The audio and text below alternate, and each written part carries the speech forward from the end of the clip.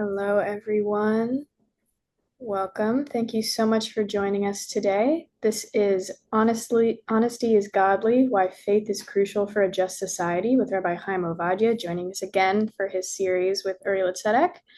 Now, Rabbi Haim Ovadia, born and raised in Jerusalem, was shaped by a strong Zionist ideals, and a rich Sephardic rabbinic tradition that values Tanakh, Hebrew poetry, and the sciences alongside the study of Talmud and Halakha, and promotes a humane, inclusive approach to Judaism.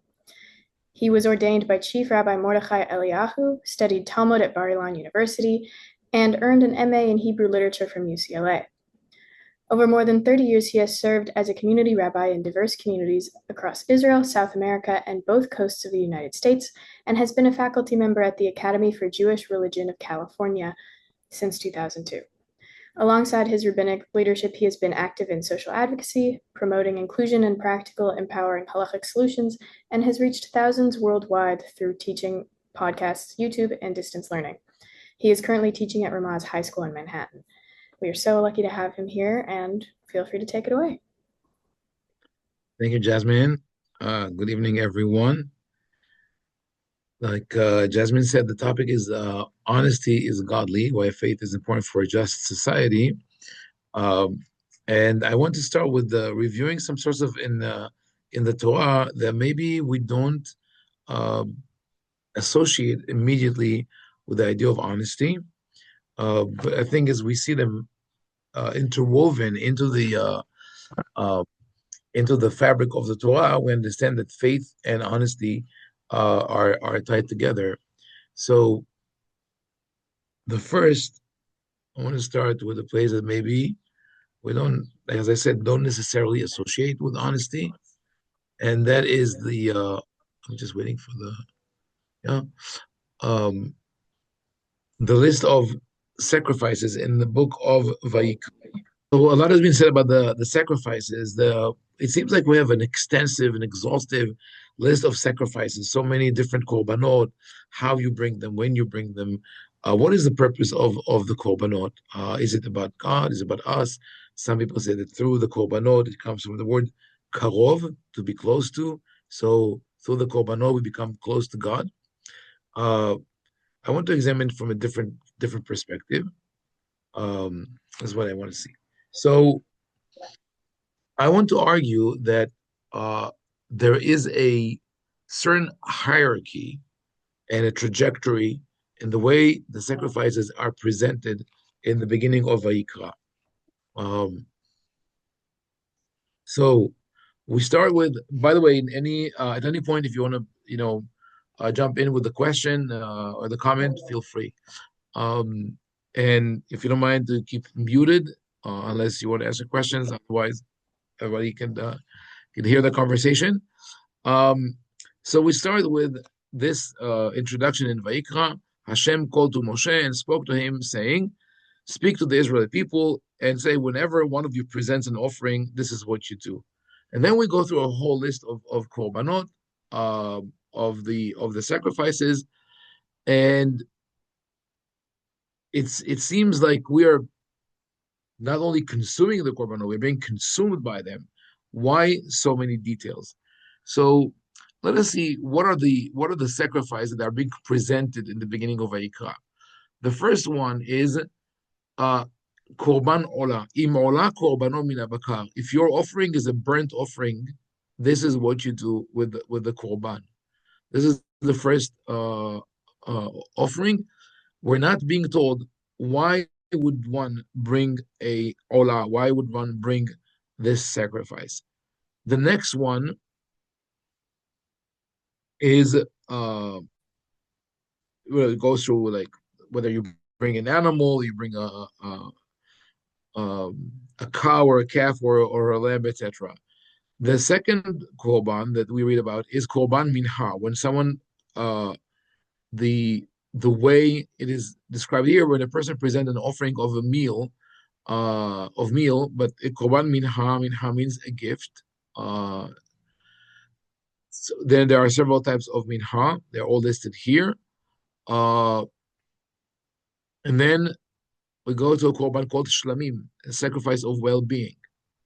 So olah, burnt offering, minha, a gift, and zebach shlamim, a sacrifice of well-being. We'll talk later on about what is exactly shlamim.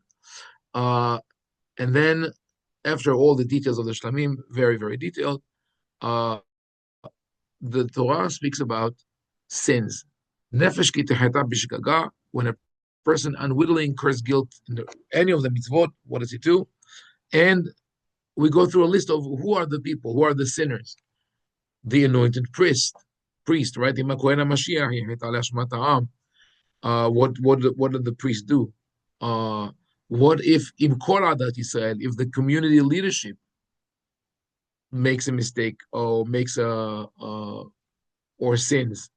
Then what if a chieftain sins? So we talk about korban hata. And then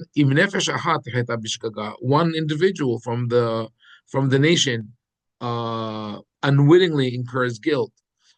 Then we get to all these details of what do you do if one hears a vow and he didn't report, if one touched an impure things and he didn't know, if one made a vow and he didn't know. All these things are done with one being unaware of what he does. I'm rushing through the text. I'm going to go back to that, and then we talk about nefesh kitim walmal v'hata'a b'shgaga mikodshei Hashem. When a person commits a trespass, being unwittingly remiss about any of Hashem's sacred things, he shall bring a penalty. Or if one sins in regard to any of the commandment, Hashem hu Hashem Hashem Hashem. So I'm going one back. I want to see the screen. Let's see people. There's a litany of korbanot, right? Try to find what is the logic in the order, in the way they are being presented, right? So I want to suggest that the list leads to a certain culmination, and we'll see what is the end goal of that list. We start with the first korban is olah, is a burnt offering. The second one is minha, is a gift offering, and the third one is shlamim, which is called a well-being offering. The throughout the Torah, if you look at the definition of what is called korban shlamim, it is usually the korban that you bring as a supplement to the other korbanot that are mandatory for a holiday or for a pilgrimage, for aliyah laregel. You bring other korbanot for the simple purpose of eating. You come with your family. You brought one sacrifice mandatory for the holiday or for whatever it is, and then you need to sit and eat. You bring the animal with you. You slaughter it at the temple. Part of it is being sacrificed. Part of it is being eaten by the kohanim, and part of it is for you. And then this is for your celebration. So that's korban shlamim. Minha, the one that comes before it, is understood as a gift. And usually the gift is given as a recognition, as a todah, thanksgiving to God for providing you with something.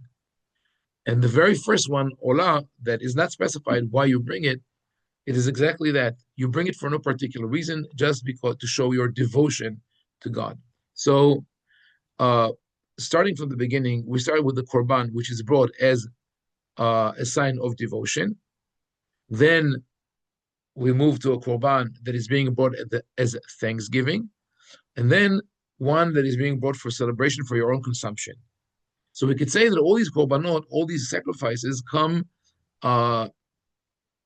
They are all positive korbanot. They come because of a positive feeling, but they come from we start with the most elevated feeling and we go down. In other words, they are listed in a descending order. If I go back to the text,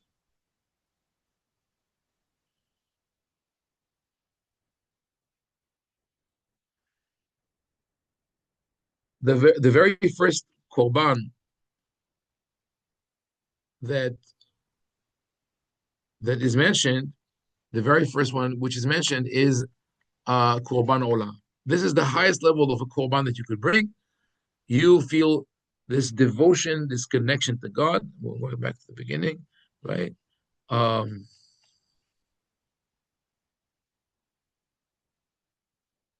lot of text. I told you this is a korbanot, a lot of text. The Kohanim had to. I can imagine that the kind of test they had to pass in order to become Kohanim. Actually, the Talmud, the Mishnah mentions in one place they had to practice all to know all the different animals, all the different quantities. So the first korban is a burnt offering. That's the highest level of a korban, a positive korban, devotion. You're devoted. You want to show your connection to God. Beautiful. The second one is what is called here minha, meal offering, which is really a gift. Usually, you bring that as a Thanksgiving korban. So you want to show your gratitude. So this is also a positive korban. It's not at the high level of devotion like the olah, because here you have a reason. You got something from God, and you want to give something back. This is your gratitude, right? With olah, you didn't get anything. The only thing you got was a spiritual feeling. It's amazing. You want to be close to God. In the second one, it's you got God helped you in one way, and you show your gratitude. The third korban is korban shlamim, which is really for personal purposes. It's you're going to celebrate with your family, so you need to eat, so you bring the korban shlamim. Still, it's good. You're turning even your mundane consumption of meat into something sacred. So all these are positive korbanot. Now we move into the second territory, which is negative korbanot. Korbanot that come for wrongdoing. So we're going with the descending order. And what do we see? After the Korban Shlamim, this is in chapter 4, we see when a person unwittingly incurs guilt. So it's called Teheta Bishgaga. So the first Korban that is presented is a shogeg. It is when something was done by mistake. It was not done deliberately. So that is the next level. In the negative world, the lesser the offense, the better the korban is, right? So if you have a lesser offense, the korban is in the higher place because you're not such a sinner. So someone who sinned unwittingly should bring a korban. And here the Torah expands to say, don't think that anyone is immune against making a mistake. Everyone can make a mistake. The anointed priest, the community leadership, all of them, the chieftain, and just any individual. Everybody can make that mistake. Nobody is immune against this, and it's understandable. And you bring a korban when that happens. But there's a worse situation, which is the next one. Nefesh ki teheta v'shama kol ala. If a person incurs guilt when he hears a public imprecation, sort of vow, and he does not give that information, or where he touches something and he forgets it, he didn't know that he touched an impure thing, or when he made an oath and then he forgot about the oath. So all these things are, it's a mistake, but it's also negligence. This is something that you could have prevented if you paid more attention. So we're going down the scale. We started with the most elevated korban, and we keep going down from the elevated korban of devotion to thanksgiving to a personal consumption to a sin committed by mistake to a sin that is sort of almost criminal negligence, and then we get to what seems to be the worst transgression. When a person commits a trespass, being unwittingly remiss about any of God's sacred things, meaning that a person used or misused possessions of the temple. It's called kitim'ol ma'al. It is translated as to commit a trespass, but it's almost betrayal. You betrayed the trust of the temple. That is really, really, really bad, because this is where you have to be very careful, because you are on the border of the divine. It's an extension of the criminal negligence. And I'll explain in a second how this whole thing has to do with honesty, because So far, we feel like we're drowning in the sea of sacrifices, right? Where are we going? So um, after this, we talk about someone who uh, who committed a sin, and now this is the conclusion of the list in the beginning of Vayikra. Now we get to the culmination, really, in a way of like, what is the worst sin for which you have to bring a sacrifice, right? So we started with the most elevated, we're going down, and let's read it line by line. And Hashem spoke to Moshe saying, when a person sins and commits a trespass against Hashem, it's the same wording as before, when you breach the boundaries and touch something that doesn't belong to you, and now you have to pay for it. But what is this betrayal? What is the trespass against Hashem?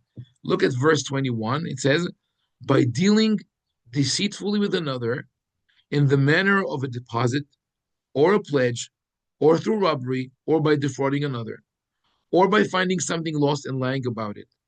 If one swears falsely regarding any of the various things that someone may do and sin thereby, when one has thus sinned, he has to pay for it. So note this: the Torah is very detailed about the type of sin. It starts with a general statement: you have committed a trespass against God, but then lists dealing deceitfully with another regarding a deposit, regarding a pledge, regarding a robbery, regarding or by defraud, or by finding a lost object and not reporting it. There's nowhere to go. Nothing that you do is not covered by that. The Torah covers all of the possibilities of dealing dishonestly with another person, and it places it at the end of the list of sacrifices. So we started at the highest place of korban that comes out of because of devotion, and we go all the way down. And at the bottom of the letter, what is the worst thing that you could do? Is to deal dishonestly with another person. It is even worse. It comes after when you breach the boundaries of the temple and you misuse what belongs to the temple. And I think it's interesting because for a lot of people, touching something which belongs to God is a taboo. But when it belongs to another person, we find a million excuses to do that. There's a Hasidic story, maybe it's not Hasidic, there's a story about a butcher who, whenever he had a question, any halakhic question about an animal that he shechted, that he slaughtered, and he wasn't sure whether it's kosher or not, he would come to the local rabbis. There were local rabbi, and the rabbi would tell him whether this animal is treif or not. And the butcher never complained. He never asked questions. If the rabbi said it's not kosher, he would get rid of the animal. He would sell it to others to non-Jews for a low price, and would never complain about his loss. But one day, that butcher had a dispute with a fellow Jew or the butcher maybe, and he came to the rabbi, and the rabbi ruled against him. And the guy became very, very upset. He says, I'm not going to pay him. I do not accept your verdict. I think you're wrong. And they're always surprised. He said, but you never questioned my ruling. You always accepted what I said. Why are you now upset? What happened? And the butcher said, I don't mind losing money if you said that the behema is treif, but I will never give money to this guy. So this shows us how people have different standards when dealing with the divine and when dealing with humans. So from here stems that if the Torah does what it does here, that it ties our obligation to be honest to other people, to our obligation to be honest towards God, and makes it even worse. Like it is worse if you took the property or the possession of another person than if you took that of the temple. That is a very strong message about how you cannot be a faithful person. You cannot be a person of faith if you don't treat others with honesty. That's one example. There's another example, another message from the Torah, Again, I don't think from that. Usually we look at it in this manner. When that has to do with the general structure of the book of Bamidbar of Bamidbar of Numbers. The This is part of. Froze for a second. Okay, this is part of a theory that I wrote on the book of Bamidbar. The ideas that other commentators also said about how in the beginning of Bamidbar everything is perfect and then everything falls apart. But I think that there's more than that. It's not just a story of how things happened, but rather in the beginning of Bamidbar, the Torah lays out a blueprint for a perfect society. But then when you put that society in motion in chapter 11, individuals rebel, there's a trust crisis, they refuse to do their part, and then that machine doesn't function. But it is illuminating to look at the process of how this machine is put together. What does the Torah do? So, in the beginning of Bamidbar, we have the census. Everybody is counted. First, we see every tribe, Bnei Gad, Bnei Yehuda, each and every tribe is counted, except for the Levites. But then the Levites are counted, and they are given their posts. Each one of them has to be in a certain place at a certain time. And then the Torah describes the camp, how they are camping, which side, which tribe, which army in each side, three tribes. Following that, we have a list and a census of the Kohanim and a list of the Levites, how many in each tribe, in each family, Kehat, Gershon, and Merari, and what they have to do. So the camp is set, just like as I said at the beginning. The Torah now shows us the perfect structure of the temple. The camp is set in concentric circles. In the center of the camp in Bamidbar, we have the holy ark in the Kodesh HaKodashim, in which the Torah is placed.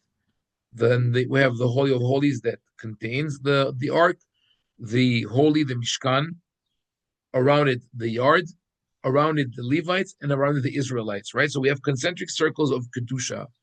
And once all this is set, the Torah tells us that we have to, if we have this perfect camp, I'm still going through the Levites, 1 second, all of their numbers here.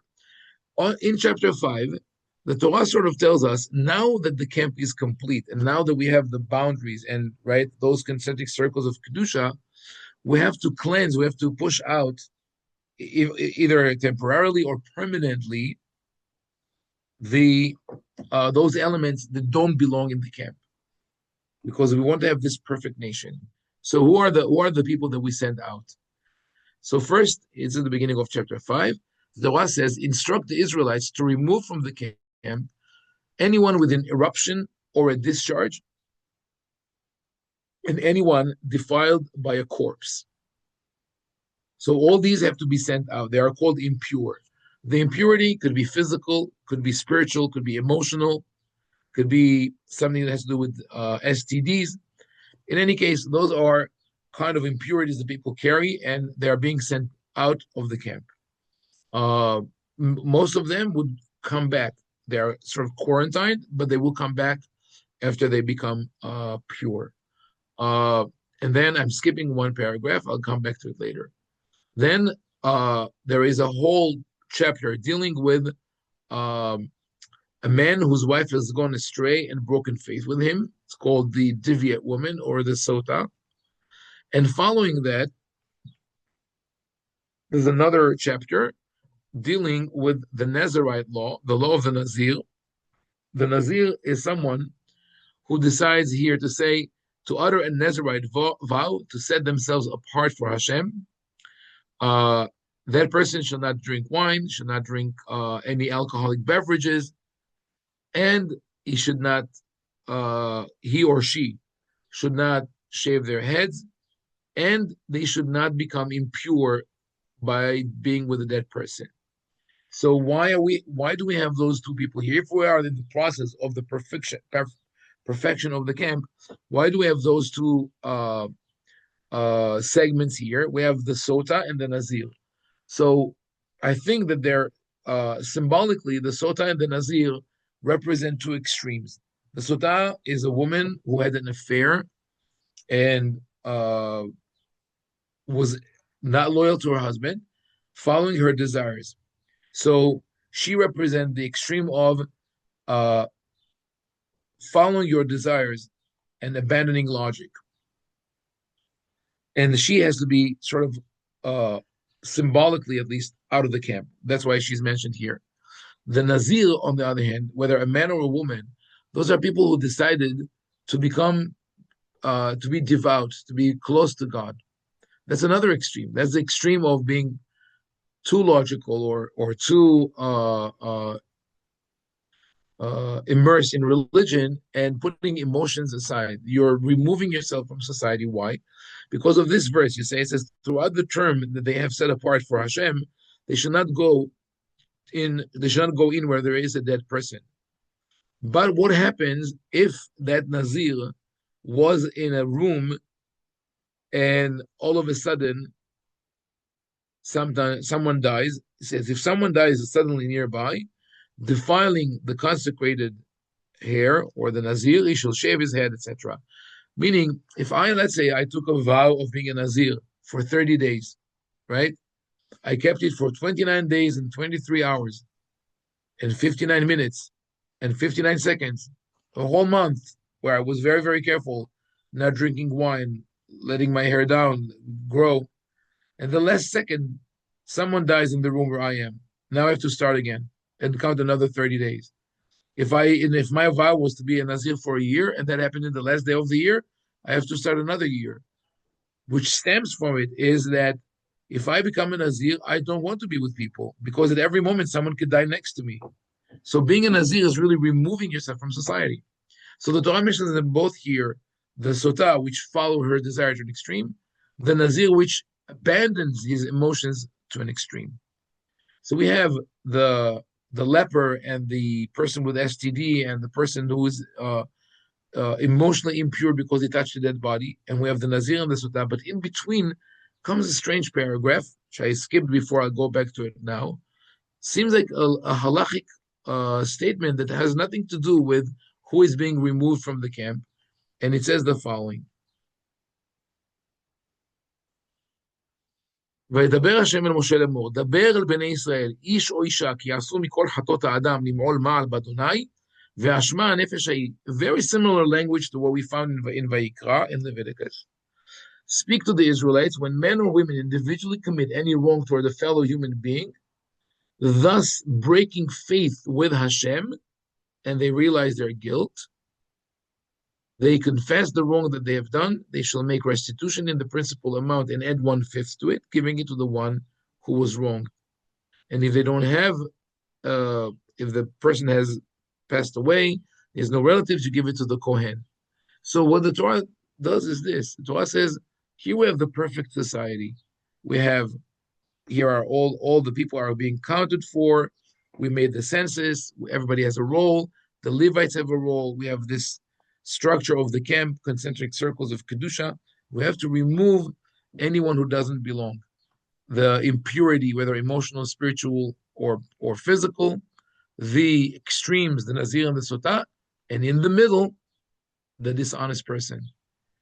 The country, the nation, the camp cannot function when we have a person like that who committed any wrong toward a fellow human being, thus breaking faith with Hashem. You see how those two are connected. If you commit a sin towards a fellow human being, you broke faith with Hashem. Okay, and that takes us to the third text that will really talk about that, the importance of faith in being honest. And that is a text that I think is well known to all.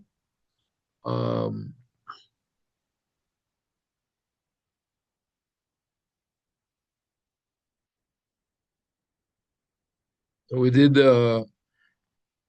If I have time, we'll bring a quote from Bereshit and Dvarim as well. But for now, we did Vayikra, we did Bamidbar, and now we're going to go um to Shemot. And in Shemot, we have the following: this text known as the Ten Commandments. Only that in the Torah, it's never called the Ten Commandments; it's always called Aseret HaDevarim, the 10 issues or 10 concepts or 10 utterances. Now, the um, the text of the Ten Commandments is well known, I think, but it raises a lot of questions. So let's go over those 10 briefly, just to refresh our memory. So the first one is, I am Hashem, your God, who brought you out of the land of Egypt, the house of bondage. You shall have no other gods besides me. And then all the details of how not to worship them. The third commandment, you shall not swear falsely by the name of your God Hashem, for Hashem will not clear anyone who swears falsely by God's name. Then we have the mitzvah of Shabbat, honoring one's parent. And then very briefly, those last 5, you shall not murder, you shall not commit adultery, you shall not steal, you shall not bear false witness against your neighbor, and you shall not covet your neighbor's house. So some of the questions that are being raised. One is this: it says you shall not bear false witness against your neighbor. Isn't it the same as the third one? You shall not swear falsely by the name of Hashem your God, because where do you swear? Doesn't it include a testimony, right? So why do we put them separately? Another question is that usually we tend to look at those 2 sets of commandments as those between us and God, ben adam lamakom, right? I am Hashem, don't worship idols, don't carry Hashem's name in vain, keep Shabbat. And on the other side, don't murder, don't commit adultery, etc. But what is kabed avicha ve'timecha? Honor your father and mother. Why is it in the first part if it's between us and God? There are answers to that, but I'll put them aside. Another question: the last commandment or the last utterance is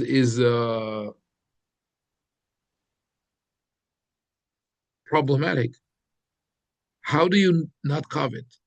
Can anyone honestly say that they never felt any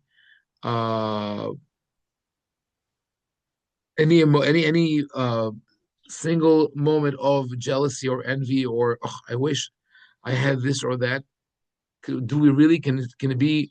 First of all, can we commend that? And second, how is it enforced? The commentators say that if you coveted something and then you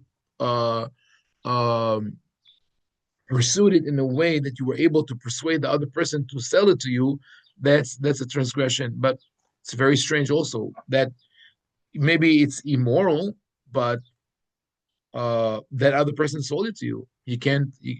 It's not really a sin. And then, to me, what really is the major question about this whole text is that there was a lot of build-up leading to the Ten Commandments, right? When the Israelites, even before they left Egypt, God tells them, when you come out of Egypt, you will serve me on this mountain. And then they come to the mountain. It took them 49 days, which they are waiting their arrival to Mount Sinai. Then 3 days before before Matan Torah, Hashem tells Moshe, go tell the people to get ready for the Torah because I'm going to give it to them. So there is already that anticipation. And then if we go back and see what happens after that period of waiting,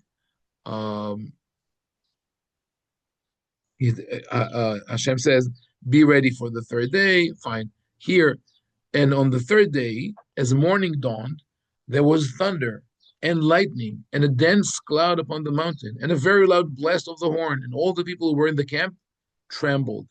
It's a major production that Hashem puts there for them. uh, audiovisual, there's lightnings, the sound of the shofar. Moshe led Moshe led the people out of the camp toward God, and they took their places at the foot of the mountain. So now they're all standing around the mountain, and uh, the Torah goes on to say, and Mount Sinai was all in smoke. It's billowing smoke, and Hashem came down upon it. The smoke rose like the smoke of a kiln. The whole mountain trembled violently. The blare of the horn grew louder and louder as Moshe spoke. God answered him in thunder. Moshe, the Be'er, this is a major event. You cannot remain unmoved, right? When you see that. And so there's a great anticipation. 49 days, another 3 days, and now all this. So you expect something glorious, something out of the ordinary, something that no one ever heard. This is what we want to hear. And yet, what do we get? The first couple of statements are important. I am Hashem, your God, who took you out of Egypt. Do not worship idols. Shabbat, major concept. It's a revolutionary. Nobody ever knew that. Uh, honor your father and mother. Do I have to say that? You shall not kill. You shall not commit adultery. You shall not steal. One of the people standing there would say, like, yeah, I knew that. I know that this is what you should do. Like, what is the, like, they say, what is the chiddush? Where's the big idea? We came here for, and this is the covenant. This is what turns us into a nation. This is where Hashem says over and over again here and later on in the Torah, this is the way that you become my nation and I become your God. So why those sort of mundane laws? Things are so simple. So I want to suggest that the uh, the way the two parts of the Ten Commandments are divided, it goes along a different line, a different another principle, and that is the first set of command of the utterances. We really are the Aseret Dvarim, the first set of concepts from and I am Hashem to uh, honor your father and mother is about the gifts that Hashem gives you.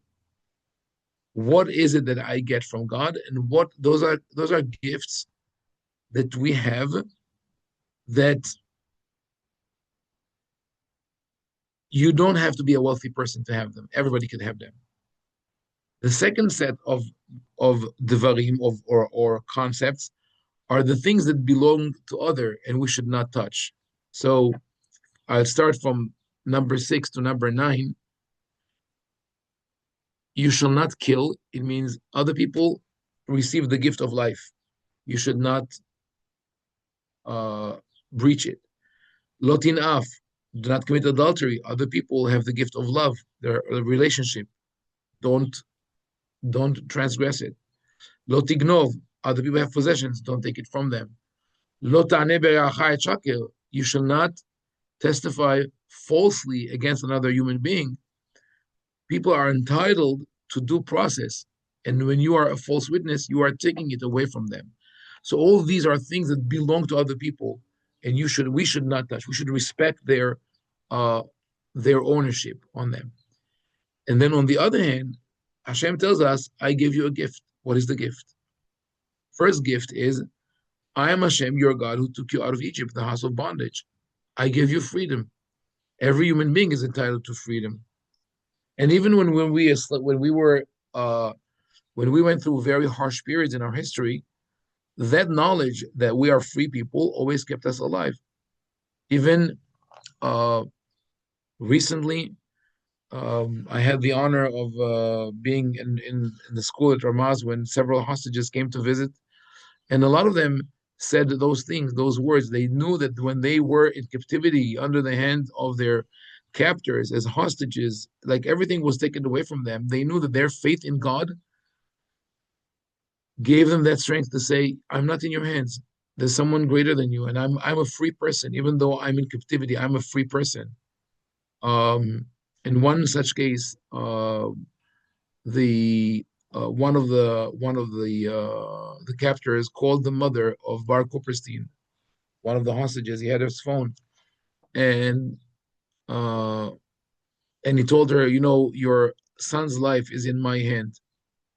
I could kill him in any moment, and so you should call the Hague and the government and tell them whatever about the atrocities that you're committing. Like he wanted to use it as a political tool, and he thought that she would start crying and break down, but instead she told him, "No, you're wrong. My son's life is not in your hand; it's in God's hand. And you know what? Your life is also not in your hand; it's in God's hand." And he was so shocked that he just told her in Hebrew, "Kol hakavod geveret," "Kol hakavod lady," and slammed the phone, and the kid survived.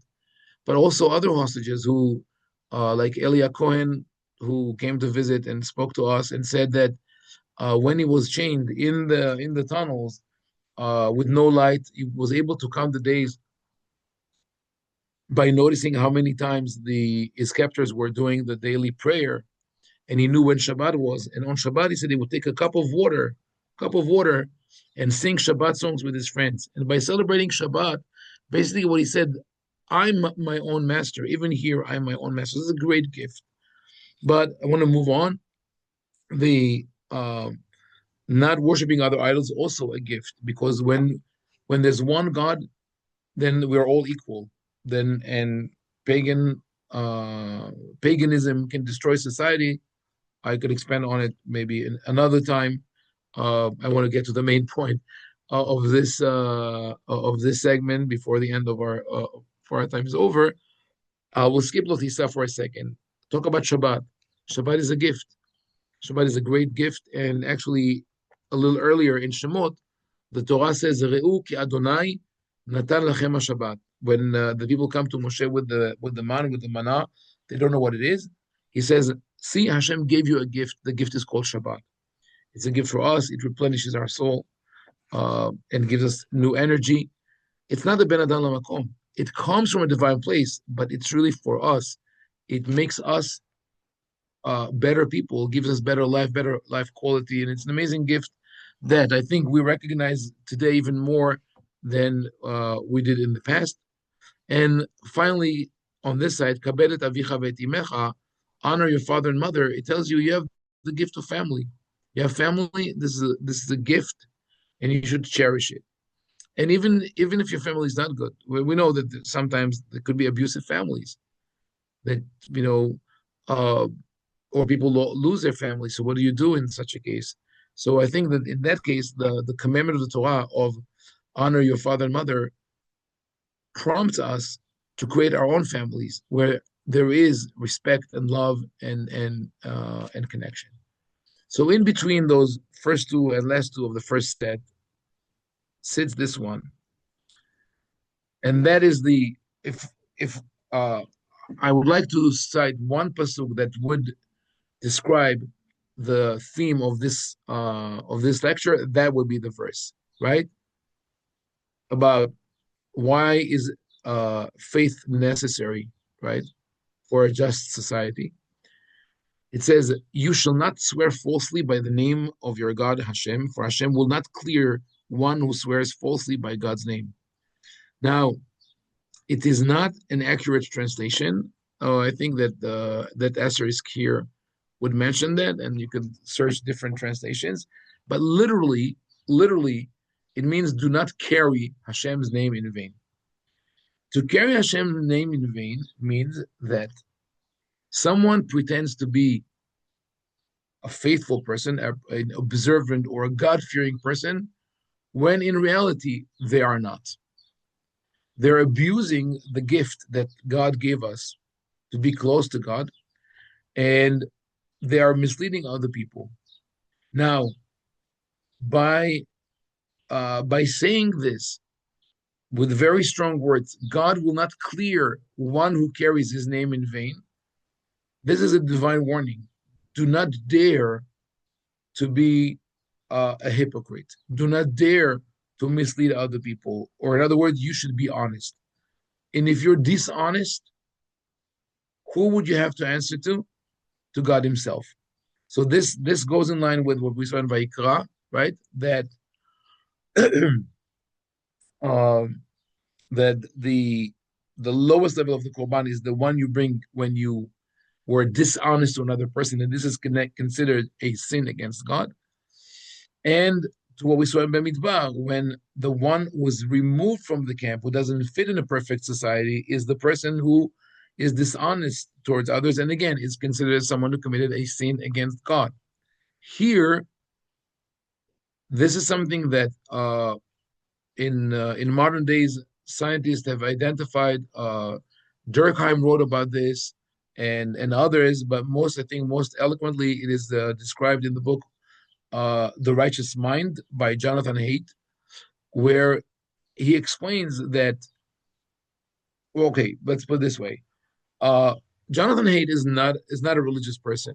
He comes from the point of view of evolutionary biology. And the pressing question in for evolutionists is, what is the role of religion in evolution? Because it doesn't make sense. It doesn't fit into the evolutionary model. One of the key components of the evolutionary model is survival of the fittest, right? And in order to survive, in order to be fit for survival, you have to use your resources wisely. Wasting resources. If two, let's say if we spoke about the prime, right, examples of each species, right? Let's say that we have two animals that are exactly the same size, same strength, same, right. So here, survival of the fittest, both have same chances to remain alive or to become victorious, right? What would be the outside factors that would determine the failure of one of them? One of those factors would be the way they use resources. Let's say that one of these animals consumes all the meat that it hunts for immediately and leaves nothing for the next day, and the other one does reserve some meat. So if hard days will come, that animal that wasted everything, or let's say did not eat it, just dragged it and threw it off the cliff, that animal will perish. The other one will succeed. Similarly with humans, if you have two human societies, one that chops down all the trees to build temples, big temples, and uses manpower uh, to fortify their temples and to pay the priests and to sustain those religious institutions, and another one that is dedicated to training war and fighting diseases, you would think that the one that wasted its resources on religious relics and structures will be lost first. So why is religion part of the evolutionary system? Why did it not go away? Why is it every culture, every civilization is one form or another of religion? So what Haid says, uh, based on his research and that of others, is that religion is essential for maintaining a just society, because there are there are crimes committed by people who cannot be uh, identified and brought to justice by the community. Those are the freeloaders. Those are the hypocrites. A lot of people live at the sort of the margin of society, but also sometimes in the center. Margin maybe is not a correct word, because some of them are at the center. Those are the white collar criminals. They could be at the top of the ladder, and they would feel comfortable moving large sums of money and harming thousands, if not hundreds of thousands of people, like Madoff and others. What is the one thing that prevents people who are in positions like that, either the freeloaders or the white collar crimes? Like I read a while ago about a certain government official in India that was fired from his job because he collected his salary without showing up to work for 14 years. Can you imagine? 14 years that man did not show up to work. Maybe there was someone else with the same name who did the same. Nobody noticed it wasn't there, and he got is those are people. If he thinks, for me, like it's a little amount of money, it doesn't harm the government, but in the long term, it does harm others. So, one of the studies that was conducted to understand how whether religion is really important for the creation of a just society, was done by analyzing data about communes in America. In the 1900s, in the 1800s, there were many communes in America, in the United States, and there were two types of communes. Some communes were based on religious values. Other communes were based on socialist values. All of these communes eventually collapsed. But the interesting thing is that the religious communes lasted an average of 80 years, 80, and the socialist communes lasted an average of 40 years, so almost double. And the explanation is that those people who consider the possibility of cheating others, being hypocrites, doing things under the table, are deterred by the thought of an omnipotent, omniscient God who sees what they're doing and will punish them. So that faith is necessary to maintain that social structure. So I'll just conclude that discussion of the 10 utterances by saying that the idea that those are the gifts that God gives us, whereas the second part is the what belongs to others, is also alluded to by the first and two last words of each section, because the first one starts with the word anochi and ends with the word noten lach, I give you.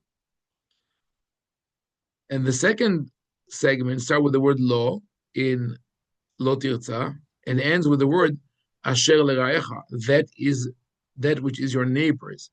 So if I just sum it up in 6 words, the beginning and end of each one of the 2 sections of the 10 Vaseret Advarim, of the 10 utterances, then we have Anochi noten lach, lo asher leraecha. I give you, cherish your gifts, lo asher leraecha, don't touch that which belongs to others. And then what is the conclusion of the Aseret Advarim? Lo tahmod, you shall not, we translate as you shall not covet. But I would like to translate as you will not covet. Meaning, if you go through this process of appreciating everything that God gave you and understanding that you don't touch that which belongs to others, then you'll get to this really almost unattainable level of not coveting. It's not that you will never covet, because it's impossible, but you will not be consumed by envy, by jealousy, and you will appreciate what God gave you. And that, in a way, also would lead to a just society. And that also answers the question of why such a build-up to present this. Those are really things that are extraordinary. It's not a simple text. It's a very deep text. And it's a text that teaches us, in conjunction with many other teachings in the Torah, whether they are easily visible or more hidden, that we need faith for a just society. We need faith to achieve honesty, because the belief in God, who is omnipotent and omniscient and knows what I'm doing, keeps me in check. And it goes hand in hand with all the other moral commandments the Torah gives us. And to just tie up the last 2 books that I didn't mention, Bereshit and Devarim, in Bereshit, the concept of Yirat Elokim pops up for the first time with Avraham and with Avimelech and with Yosef. Yirat Elokim is the idea that everybody is committed to being to be a God-revering person, meaning even when you have the power, even when you have the ability to do something which is unjust, you don't do it because you know that God is watching over you. And in the book of Devarim, towards the end, there is a list of curses and blessing granted to the whole nation. And the key word there is baseter. We want to prevent people from doing things baseter, in hiding, because, the idea of honesty, of knowing that God is watching over us, guarantees that we behave with honesty, with integrity, and God forbid, not with hypocrisy. So I tried to be honest and to do justice with all five books of the Torah. So we started with Vayikra, went to Bamidbar, Shemot, and a little bit from Bereshit and Dvarim. And I'm happy to conclude like that three class series. Thank you to Ori Latzedek for inviting me, and thank you for being here.